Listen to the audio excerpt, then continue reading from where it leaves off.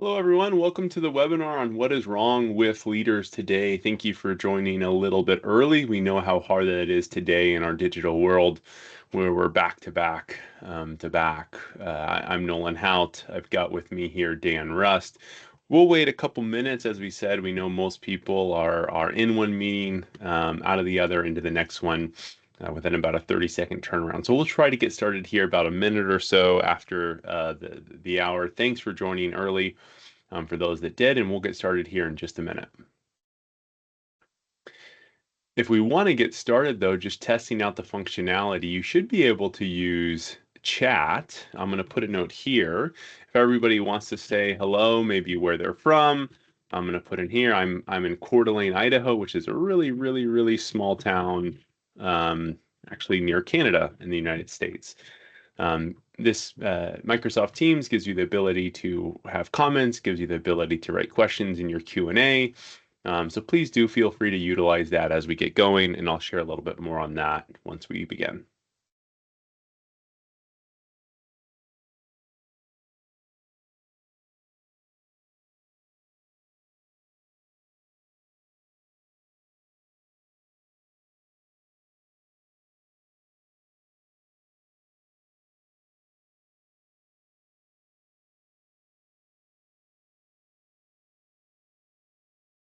Well, we have the ends of the world covered from Idaho to Denmark. I think that's probably about as opposite as you can get. So we've got kind of our bases covered. Thanks, Torben, for joining.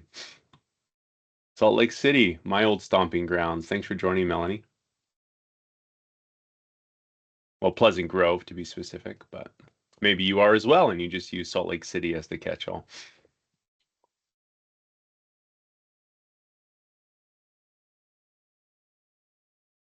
All right, well, we're going to go ahead and get started. We're at one past the hour. Oh, Sandy. Okay, even greater, even better. So thanks everybody for joining in the webinar today on what is wrong with leaders today. We have a really exciting session for you here planned by Dan, and Dan will introduce himself here in just a minute.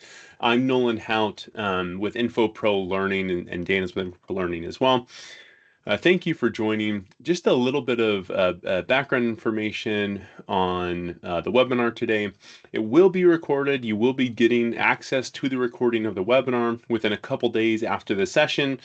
So please don't feel like you need to take frantic notes. You will get access to this. I encourage you to listen in and just engage actually in the session really. For those that have already seen, there's the comments section. You're welcome to use chat to talk to each other, to talk to me.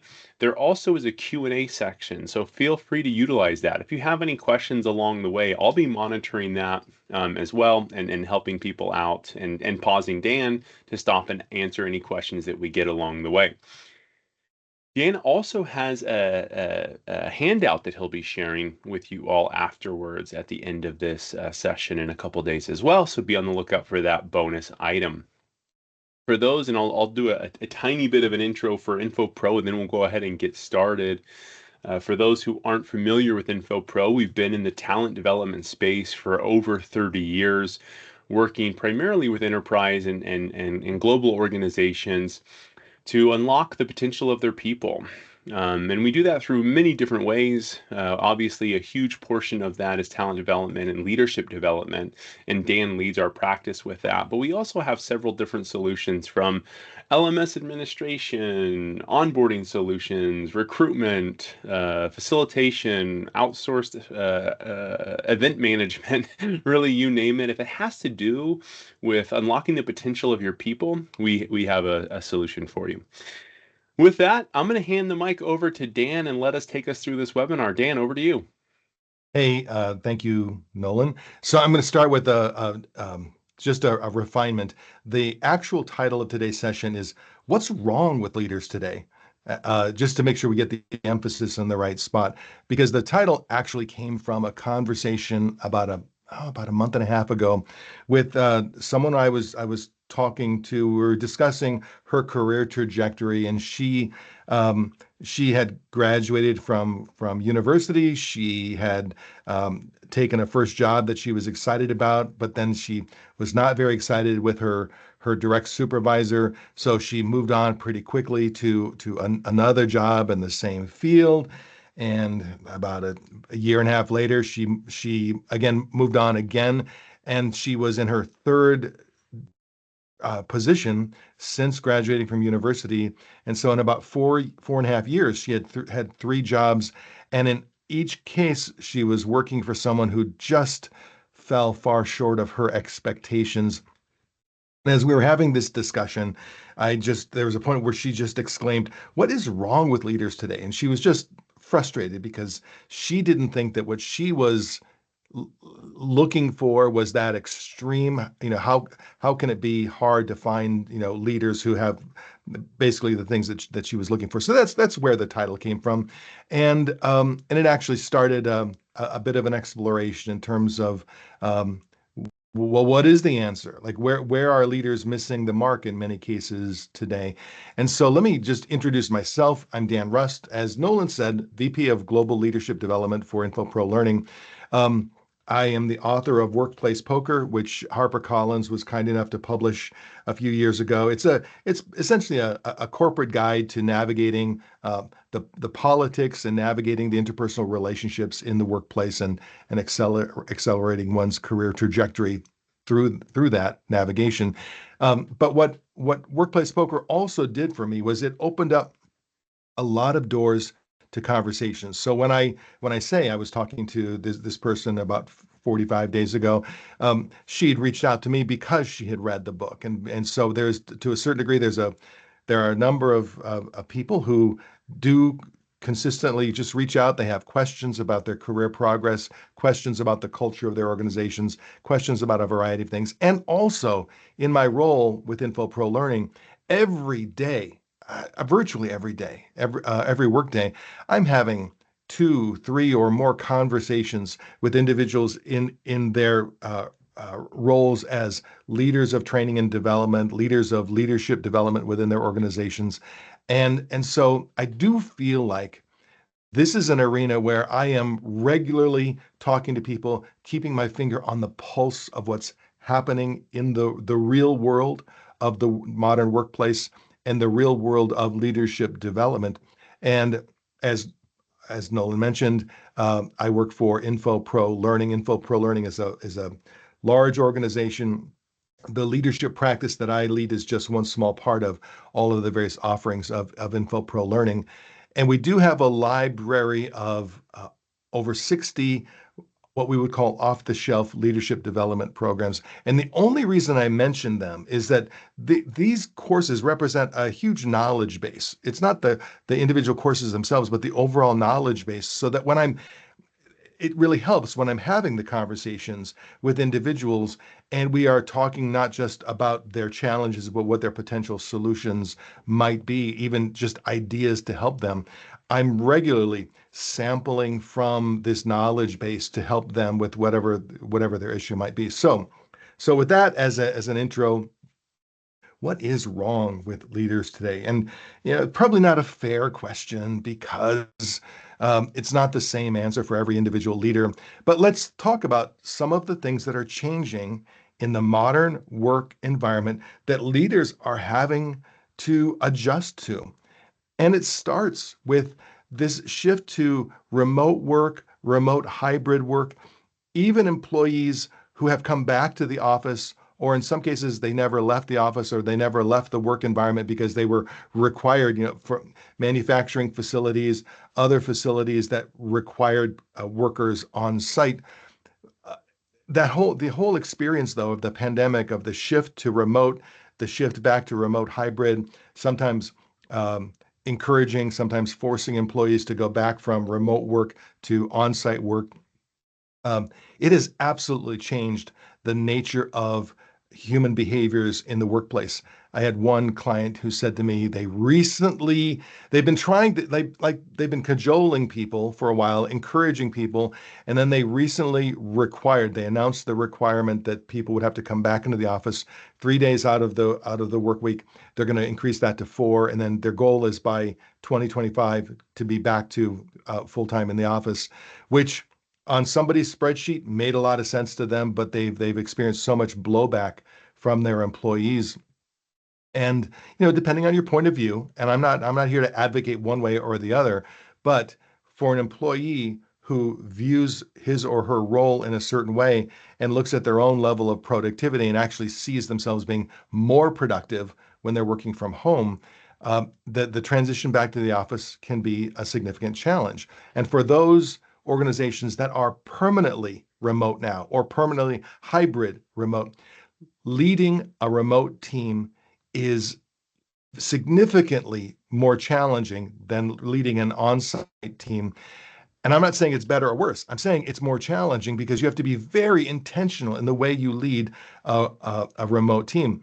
If you have an on-site team and you come into the office at the beginning of the day, you can most likely like scan the office, wander the office. If you remember the term management by wandering around, you can wander around and you get so many unconscious cues regarding who's here, who's not, who's working, who's not, who's productive, who's not, who's happy today, who's not, who's connecting with each other, who's not, who needs my attention, who doesn't. There's so much that happens that we take for granted because we have these unconscious cues. And in a remote environment, if I'm going to create those same kinds of relationships that I have with the employees where I can wander over to their cubicle or their office, I can lean in with a cup of coffee and have a quick 5-minute chat and do that regularly throughout the week and build that soft relationship with them over time. If I'm going to create that same kind of relationship with an employee remotely, I have to be hyper intentional. The leader, have to create the time, have to create the outreach. I have to go to the trouble of making it happen. And that's just one of the disruptions that's occurred for leaders. What's also happened is employee behavior has changed. You put these employees in remote environments where they're isolated. They spend more time in their mental cave than they have in the past. I've had many employees reach out to me to say when they come back to the office, even if they're not specifically resisting, but what they've said to me is, it is more challenging now. It's more challenging to focus because I'm used to working in a home environment where I have complete control of the sound. I have control of so many things in the environment. And now I go back to the office and it just seems louder. It seems distracting. It seems challenging. And I had one person say to me, I have to go to the office now. I'm required to, but I go to the office and I just work the same way as I did when I work from home. I close the door and I get my work done. So we have people who are working on site, but actually still working remotely, functionally speaking. And my point here is that the entire shift from the norm being working on site in office to the norm now being no particular norm, 100% remote is not unusual at all. Remote hybrid, not unusual at all. Um, Requiring people to come on site 3 days out of the week, not unusual at all. So it does create a change in the leadership dynamic, and it is a significant disruption. But it's just one of so many things that are disrupting our world and disrupting the ideal leadership model. So I'm going to go through a number of those things. For example, AI. AI is changing so many aspects of our business world. At a very tactical level, AI is changing the speed with which work is getting done or the speed with which we expect work to get done. AI can be used, like many things, it can be used for good or for ill. I mean, it can be used effectively, it can be used ineffectively. So we're not going to spend, an entire hour, but we could spend hours focused on the dramatic impacts that AI and in general digital technology is having on the modern workforce and the mindset of workers. In fact, AI is creating a fair amount of paranoia, a fair amount of concern, a fair amount of doubt. Workers wondering, is AI going to replace some of the work that I'm doing? Is it going to replace all of the work I'm doing? So just the AI itself, we cannot ignore that it is in fact changing the workplace culture and workplace expectations. Beyond AI, those of you who are men and women of a certain age, you can probably remember back to when we first started hearing broadly about globalization. I think it was the 1970s. 50 years ago, we were hearing about globalization. 40 years ago, hearing about it more. 30, 20 years ago, hearing about it more. We live in a world today where globalization has been realized, where it is the norm to have colleagues and clients and other people that you connect with on a daily, weekly, monthly basis who live and work in other parts of the world. Globalization is impacting our own customers and clients. It's impacting our workers. It's exposing us to a broad new range of information and opinions and perspectives. But in fact, globalization, the global world that we work in today, is impacting our workplace culture. But again, you talk about remote hybrid, you talk about AI, you talk about globalization. Those are just three disruptions. There's also the diversity disruption, because diversity, when you think about the how we define diversity today, there was a point in time where diversity was very simple. Diversity was racial diversity, gender diversity, sexuality diversity. Now diversity is so much more, and rightfully so. Diversity of thought, diversity of perspective, neurodiversity, family diversity, experiential diversity, behavioral diversity. So the people that we are working with in the workplace, whether it's remote or hybrid, number one, I had someone say to me, why does it feel like people are coming in a much greater variety today than ever before? And he said, I'm not just talking about gender and sexuality and race. He said, and not just different cultures. He said, I think, and this was his point of view, he said, I think we've made it more okay to come to work as you really are. He said there was a time where I think there was an expectation that you're going to fit a mold. And so people were masking essentially. They were fitting into molds to come into the workplace. So the good news, I believe, is there's less pressure to fit yourself into a particular mold. The challenge for leaders is now suddenly people are showing up in a much wider variety. Again, variety of behaviors, thought processes, perspectives. And so that level of diversity is, in fact, making leadership more challenging than ever before, because one size does not fit all. One approach does not fit all. And so leaders, if they're going to be effective in today's world, have to have a much more expansive view of how they're going to interact with all of the people that report to them. The generational diversity within that diversity is extreme right now. Now, that may change as the older generations are moving out of the workforce, but as we speak today, there are, in many cases, 5 active generations in the workforce today. And these generations have distinct viewpoints, distinct expectations, distinct value systems. And so for a leader who has multiple generations reporting to them, or for a leader who belongs to a particular generation, and just, I mean, the classic pattern would be a baby boomer leader who's leading a lot of millennials and Gen Zs. But that's just one example of the various permutations of this. But being knowledgeable about and having facility with leading others from other generations is a part of that diversity challenge. But I'm just getting started. When you think about disruption in the workplace, think about the informational disruption that's occurred, partly driven by technology, partly driven by just the speed of business increasing, partly driven by globalization. But we are awash in information. We are overwhelmed with information. Day in and day out, the people who work for us and we ourselves are being flooded with emails, voicemails, chat messages, Teams messages, social media messages, information.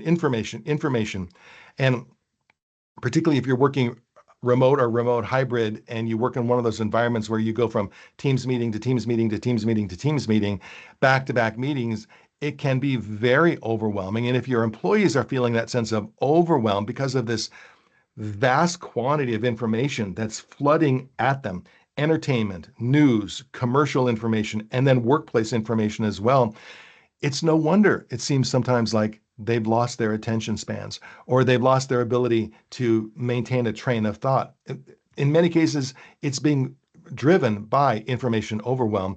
And we can't forget disinformation overwhelm. So it's not just information, it's disinformation. And you could make the case that there's more disinformation than information. It's hard to know. But we have social media, we have commercial media, we have entertainment media, we have workplace media and information. Some of it is factual and accurate, some of it is not. And it's getting harder and harder, driven by AI in many cases, to know which is which. So what appears to be social media may in fact be commercial media. What appears to be commercial media may in fact be news media or vice versa. And some of it may be factual, some of it may not be factual. It is absolutely impacting the mindset and the psyche of the people who work for us today. And if it's impacting their psyche, then it is in fact impacting the ideal model for leading those people. And we'll get to the answer or the model here in a moment, but we cannot minimize the likely impact of information overwhelm and disinformation overwhelm, particularly because we're on our phones 7/24. Again, the fact that we have instant access to the internet and the internet has instant access to us, continuous access to us, it is impacting the way we interact with each other, the way we interact with our leaders. But that's just one more of the disruptions. Here's a Yeah, sensitive disruption.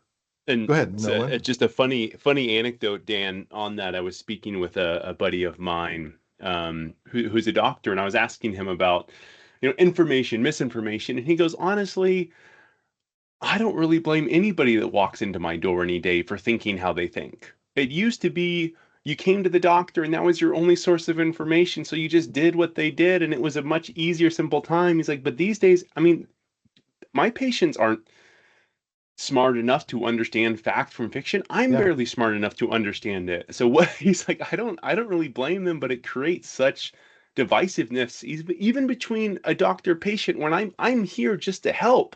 And even then it creates animosity. So imagine that on a much larger scale when you're just a colleague, you're just without a doubt. working together. Absolutely. And so this is a picture of an employee within an Amazon warehouse.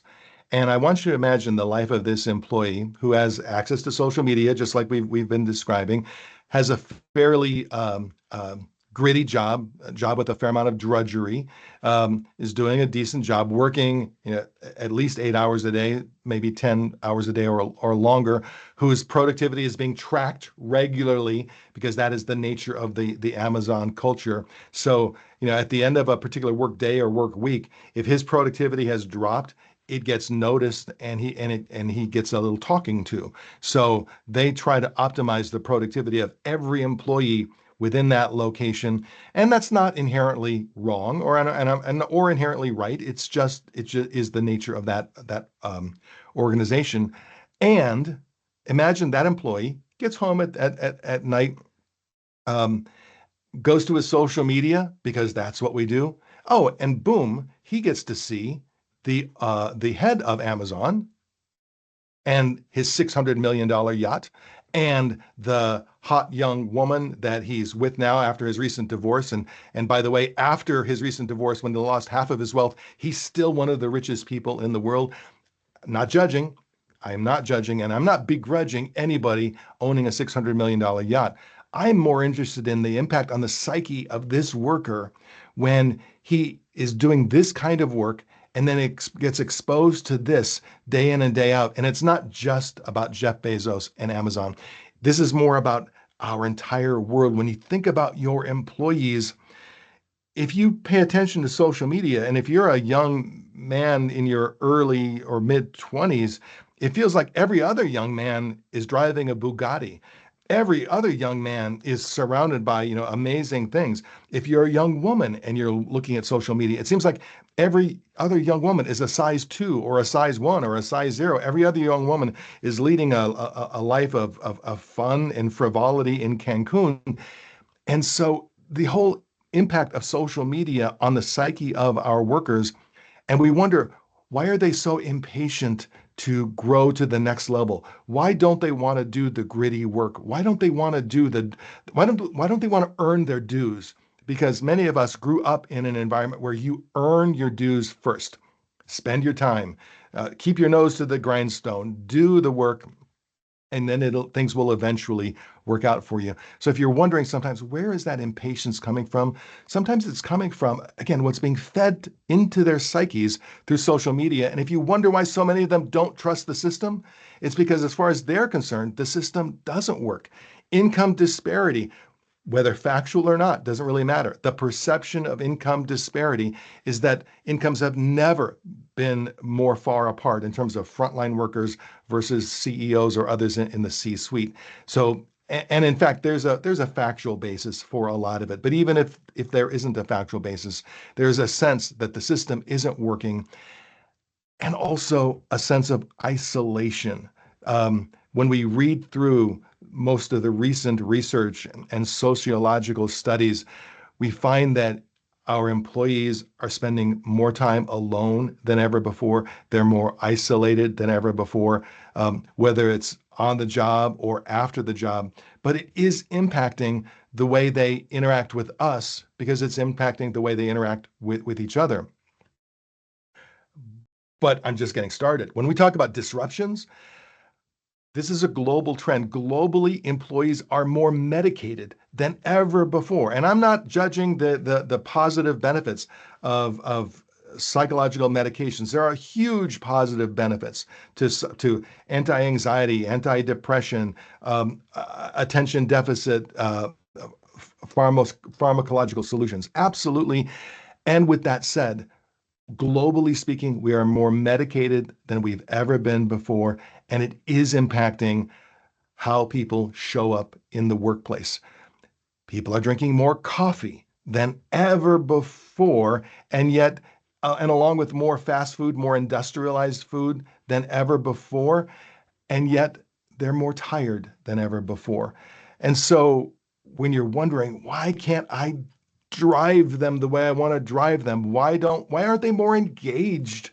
Maybe we need a new mission or vision. Maybe we need new posters on the walls. Maybe we need a workshop on employee engagement. And all of those solutions are probably kind of lame because the impact of what they're drinking, what they're eating, the stress they're experiencing. I just read a report yesterday that 41% of adults in the Western world, in the modern Western world, are reporting that they are operating at their peak, like their highest stress levels consistently throughout the week. So 41% of working adults are weekly feeling at their highest possible stress level. So you take everything that we've shared over the last 20, 25 minutes, and there's probably more. If I spent more time thinking about this, there are probably more and more disruptions. But at some point, you just want to stop thinking about it because it is overwhelming. It feels though like over the last 10 years in particular, the water has been getting warmer and warmer in terms, metaphorically speaking, in terms of these waves of disruptions.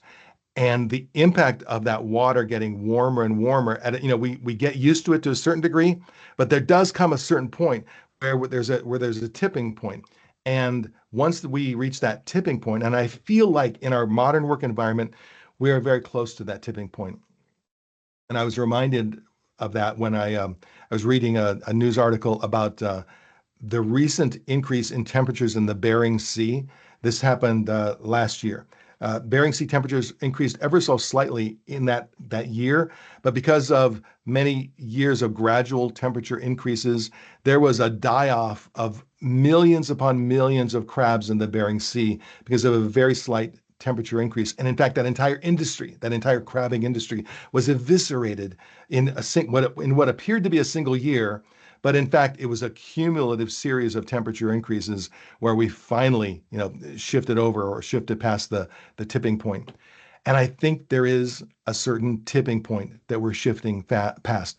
So if you wonder, why are our employees more edgy than ever before? Why are we seeing, and the pictures I'm about to show you, these are global pictures. So there is global anger, global frustration, a global sense that the system doesn't work. And these are the people, while they might be protesting on a weekend, these are also the people who show up Monday morning and work for you. So they may not be showing up with their banners, but this is the kind of anger that they are expressing. Not all of them, of course. These might be the extremes, but to a large degree, this level of frustration is a level of frustration many of our employees are experiencing, even if they don't put it, right in front of your face. So if you wonder, wow, why is it so hard to move them? Why is it so hard to get to them? Why do they feel so comfortable pushing back? Why can't they just happily accept the paycheck and do the work?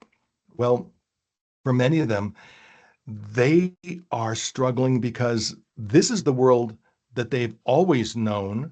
This is a world that is overwhelming and confusing to them. And when they are trying to decide, and this isn't just younger employees, this is mid-career and even some senior level employees, when they're trying to figure out, well, which way do I go with my career?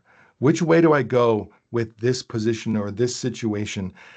When you don't really know the answers, what are you looking for from your leaders? You're hoping for a leader who has answers. You're hoping for a leader who is competent. You're hoping for a leader who acknowledges your issues and who sees you and sees your world and sees the world in general. You're hoping for a leader who can act as a guide, maybe as a coach, sometimes as a mentor, sometimes as a quasi parent.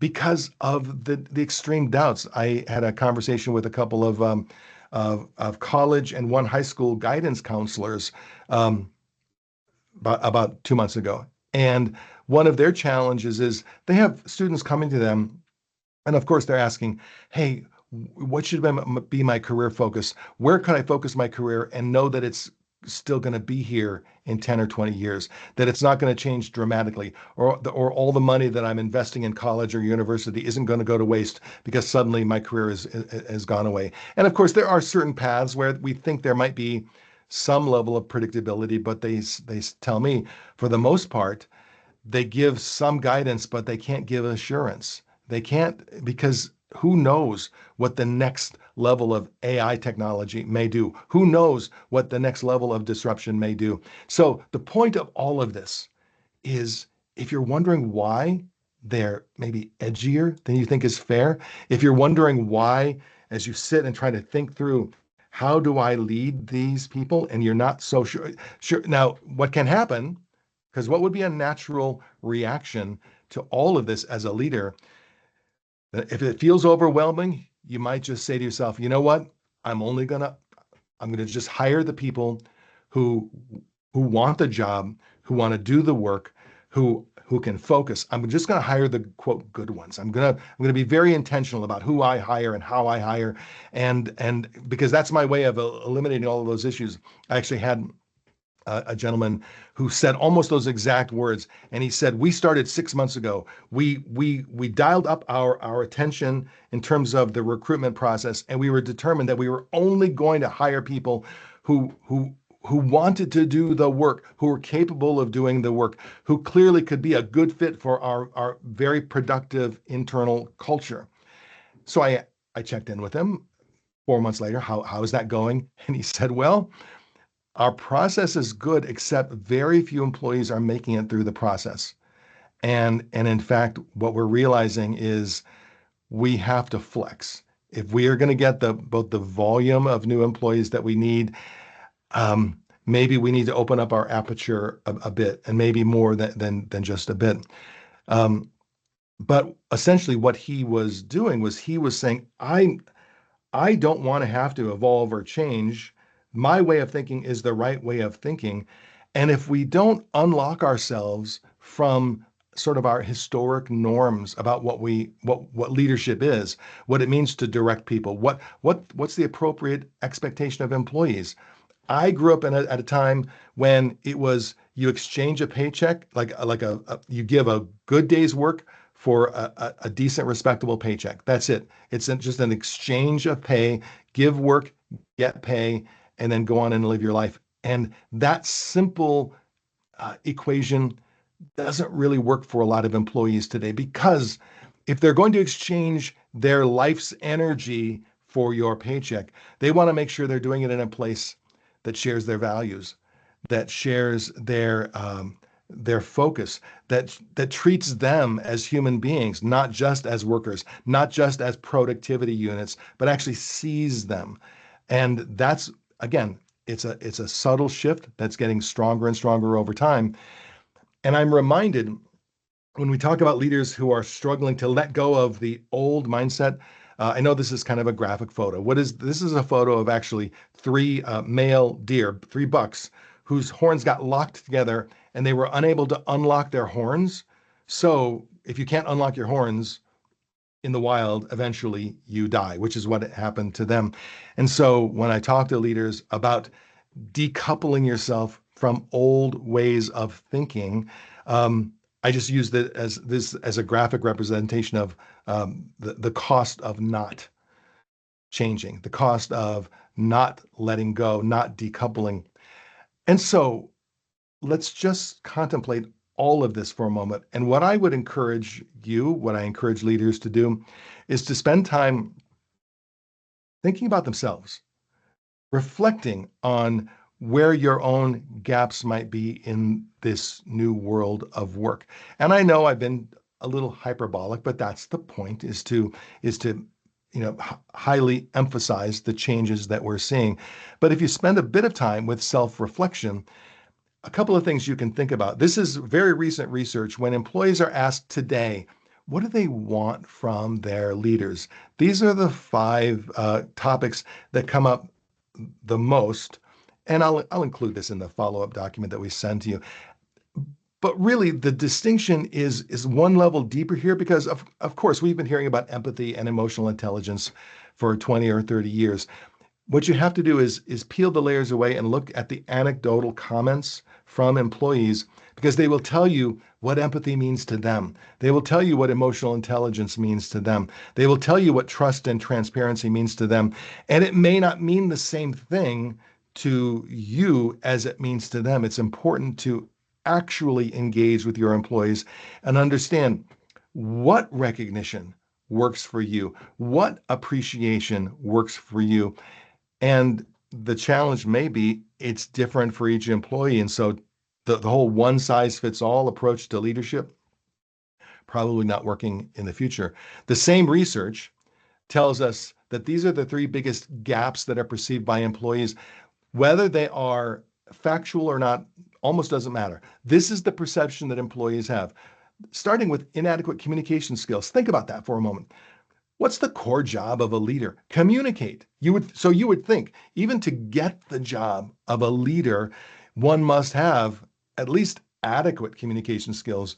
But what employees are reporting back to us and to researchers is that their managers, their leaders are not great communicators. Now, and sometimes what that means is they don't communicate enough. Sometimes that means they don't communicate effectively. Sometimes that means they don't communicate one-on-one enough. Sometimes it means they send lengthy emails when in fact two sentences will do. Sometimes it means they don't share information that they should share. It can mean a lot of different things. I just find it interesting that something that is so core to leadership, which would be identified by employees broadly as this is where my leader is really missing the mark. Secondly, employees are reporting a lot of struggle with remote and hybrid work, particularly a struggle with their leaders in how to lead remote and hybrid workers. And thirdly, employees are reporting high levels of burnout with their supervisors and their managers. So if you are experiencing stress, if you are experiencing frustration, you may think that you're masking it. You may think that you're doing a good job of just keeping the wheels spinning, keeping the machine turning. But if you're experiencing burnout, it's likely that your employees are noticing it. They notice it in your maybe lack of attention.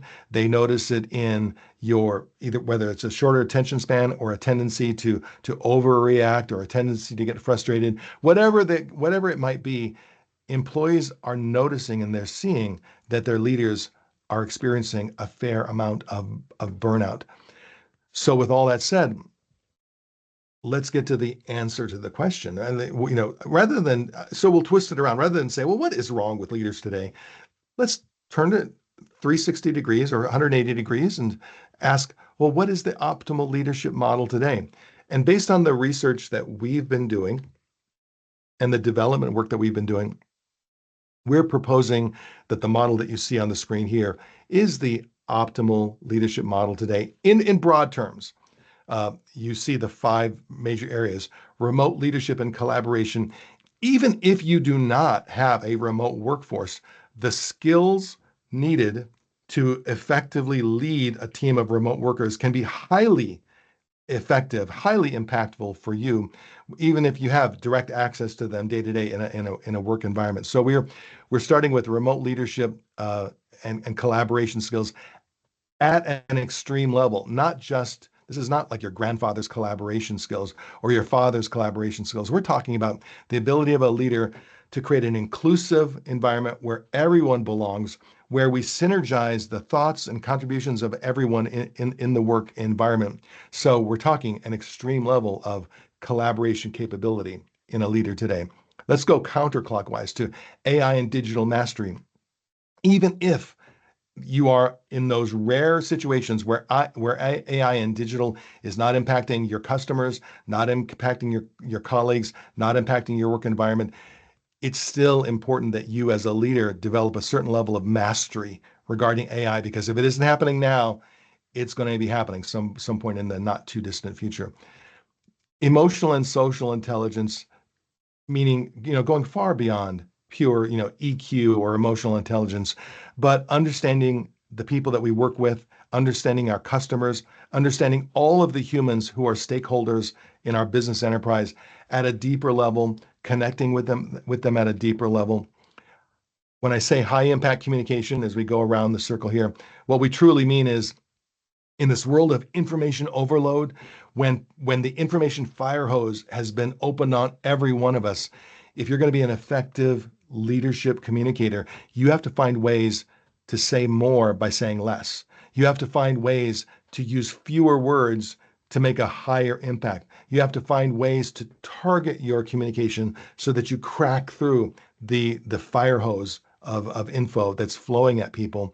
And then finally, strategic thinking and execution at an extreme level, meaning to be an effective leader, even if you're a frontline leader, even if you're a mid-career leader, we're not necessarily saying you have to be the strategic planner for your business, but you have to think about your team strategically. You have to think about the people that you work with from a strategic standpoint, and you have to have that integrated way of thinking where you're thinking strategically, you're thinking systemically, you're thinking critically, because your thinking as a leader is really the core engine that's going to drive your judgment. It's going to drive your insights. It's going to drive the engine of your leadership. So in all five of these areas, I think what's really happening is we're raising the standards, raising the expectations if you're going to be effective today.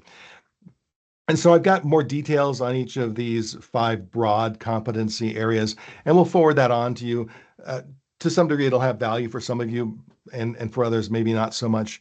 But the one thing I wanted to impart with you today is I think it all has to start with you, and with you reflecting on your own self, because it's so easy to quickly shift to, okay, what does all this mean? Well, it means they should do this, those leaders should do this, they should change, they should reflect, they should evolve, they should grow. But let's just talk about you, just you. And we actually have a self-reflection exercise that we've been working on.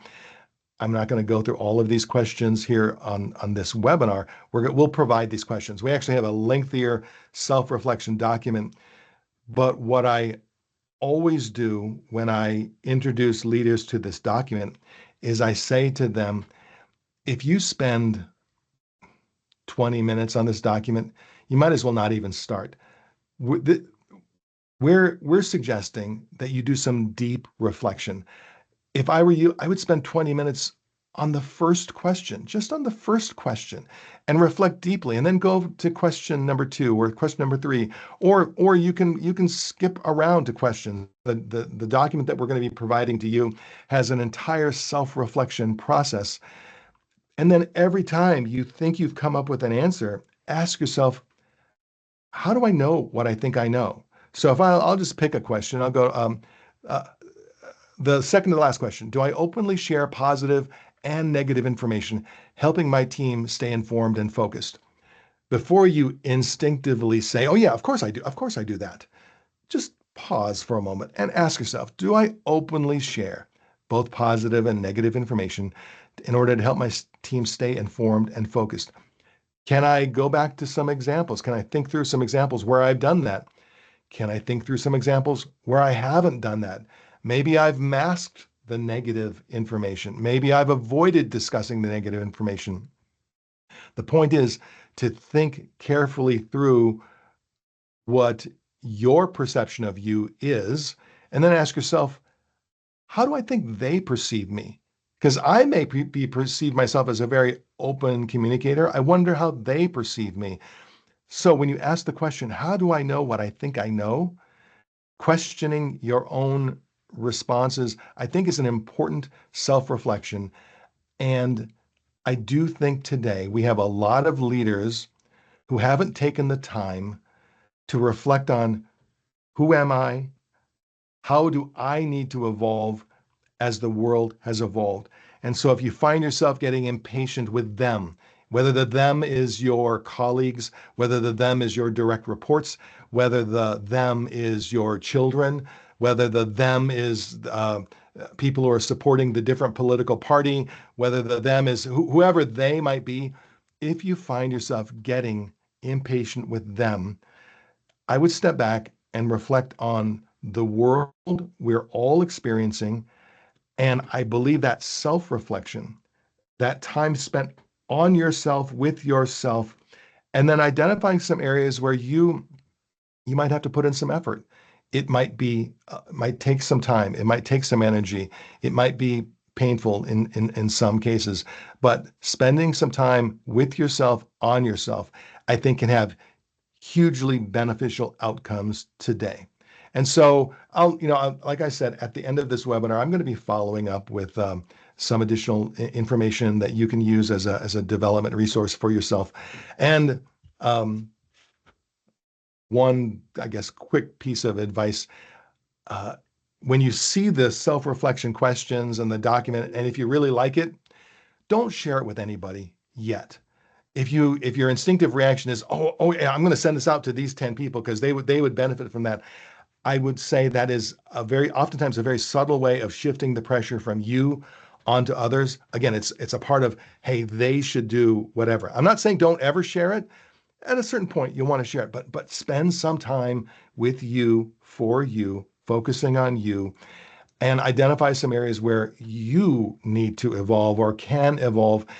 And the areas where you can evolve, I would say the most high leverage growth areas are probably those areas that are most uncomfortable for you. So with a little bit of self-disclosure, for example, when I look at these 5 areas, the area where I have had the least experience is in AI. I mean, I use the basic AI tools, Chat GPT, that sort of thing, but I haven't really immersed myself in AI's impact on the world, on organizations, on lots of things.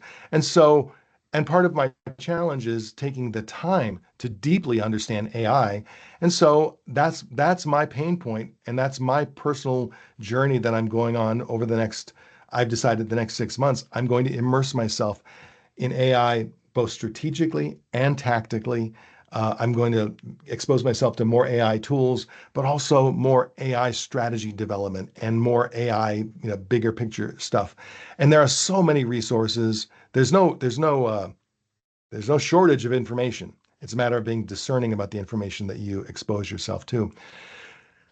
So with that, and we'll take questions if you end up having any questions as we wrap up here. But you'll notice I shared earlier our overall library of leadership development courses. And if you look in the upper right-hand corner, there's a program called the Vanguard Leadership Program.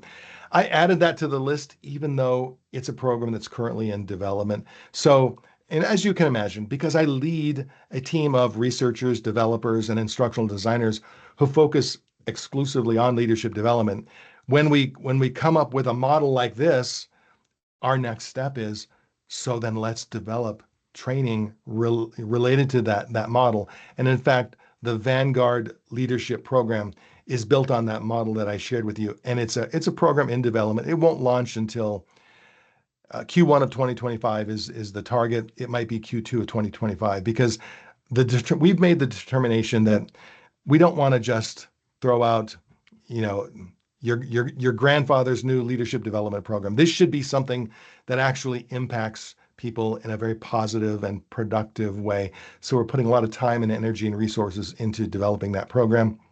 With that, the only other thing I would say is if you're a podcast listener or a podcast viewer, you can find me on YouTube and watch the Leadership Disrupted podcast videos. At the same time that we publish the videos, we publish the audios at leadershipdisruptedpodcast.com. So, if you listen to audios on Spotify, on whatever, Spotify, Apple, Stitcher, all of the audio podcast platforms, the podcast is available there through audio or video.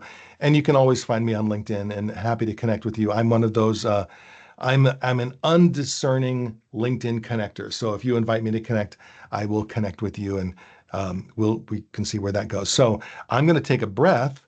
I think we've got about 5 minutes left. If there are any questions or even comments, if you feel compelled, like to rant verbally, I think you can even request to be unmuted, and we'll allow you to rant if that will help. Whatever makes sense to you. So I'll take a breath and a sip, and we'll see what happens.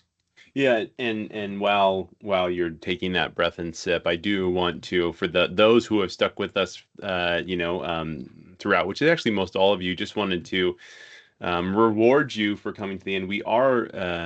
Dan has created what I think is kind of a Oops, revolutionary my bad. framework that we've called the Vanguard Leadership Program that is addressing many of the things that Dan talked about today. It's, as he says, not your grandfather's program. He is complete with all of our internal research on this Vanguard Leadership Program. And we are looking for a couple organizations who are looking to sample it, looking to give some feedback, looking to take their team members through it. So if what you heard today sounds true and you feel like you could benefit from having your broader team kind of go through some of the topics to overcome some of the challenges, reach out to me. I'm going to put my information here in the chat, or contact us on our website, really any way you want, and mention that you were a part of the podcast today. And as a part, we'll give you early access to this program, along with some discounted pricing for being one of our early entrants to that. So thanks for that. One of our early successes with the Vanguard Leader Program, and again, this is early days, but just having a conversation with a couple of leaders um, caused them to engage with I'm going to use their words, to engage with their teams in a more humble manner. And essentially to say, I realize there's a lot that I have to learn about leading in today's world. And I'm going to ask you to help me grow and evolve. Now, we still have to deliver results. We still have jobs to do, but I want to open the door to a conversation with you about how do we do this in the most optimal way possible.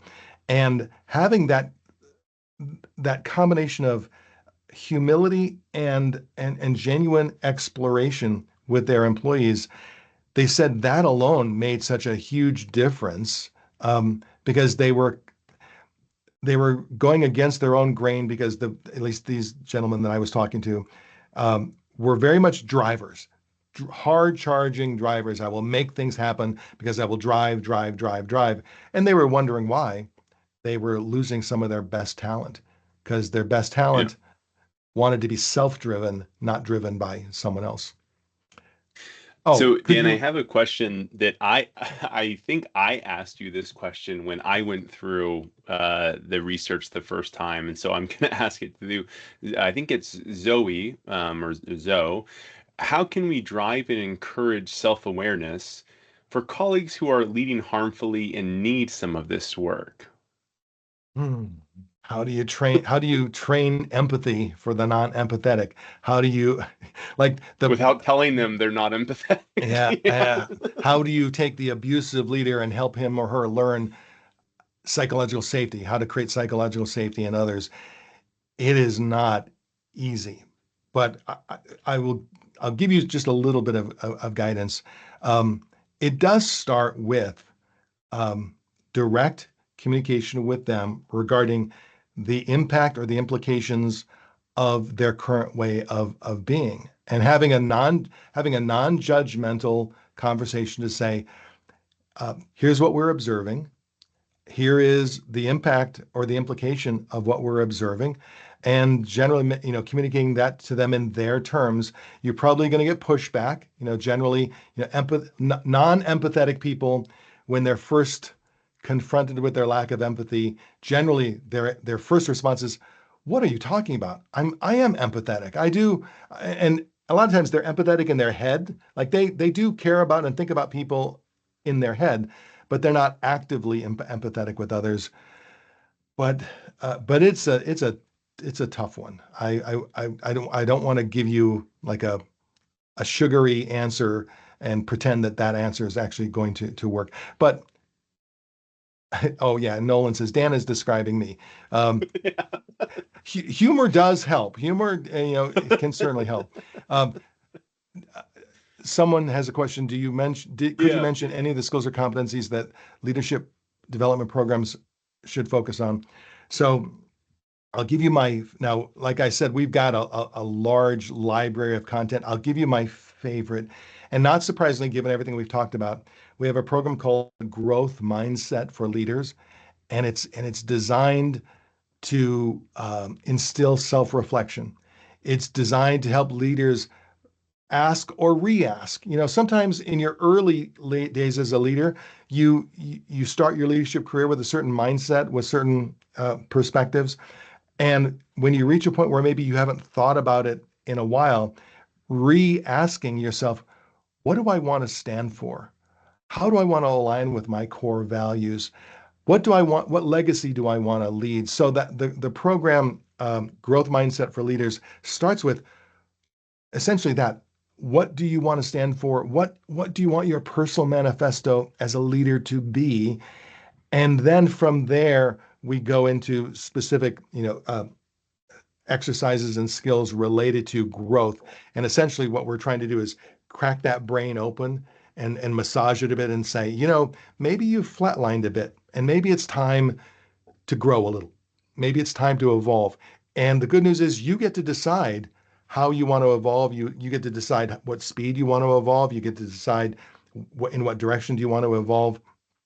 But what we know for sure is it's not working for you just to stay steady state and just keep doing and thinking things exactly the way you've been before. So self-reflection and the ability to really think through, why do you lead, and develop a personal growth plan for yourself as a leader.